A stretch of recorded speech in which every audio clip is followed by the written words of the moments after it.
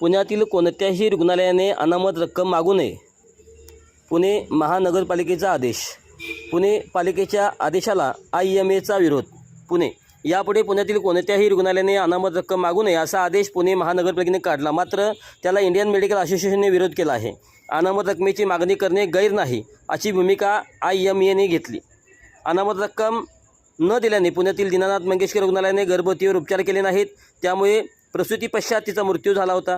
या घटनेने राज्यात संतापाची लाट उसळली होती. डॉक्टरांच्या संघटनेने काढलेल्या पत्रकात असेही म्हटले आहे की धर्मादाय रुग्णालयांना सरकार दरबारी काही सवलती मिळतात, त्यामुळे त्यांनी अनामत रक्कम मागू नये असे सांगणे एक वेळ मान्य करता येईल. पण अनेक लहान आणि मध्यम प्रकारची रुग्णालयांनी धर्मादाय रुग्णालय यामध्ये गल्लत करू नये, सर्वांना एकाच पाड्यात तोलू नये असे इंडियन मेडिकल असोसिएशनने म्हटले.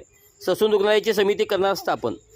तनिषा बिशे मृत्यू प्रकरणी ससून रुग्णालयाची समिती करणार स्थापन व चौकशी करणार. दीनानाथ सूर्या मणिपालमधील उपचाराची चौकशी केली जाणार आहे. ससूनच्या चौकशी समितीमार्फत याचा तपास होणार असून मंगळवारपासून प्रकरणाची चौकशी सुरू होणे. पुणे पोलिसांकडून ससून रुग्णालयाला याबाबतची चौकशी करण्याचं पत्र लिहिलं होतं. त्यानंतर आता ससून रुग्णालय मंगळवारपासून ही चौकशी करणार आहे.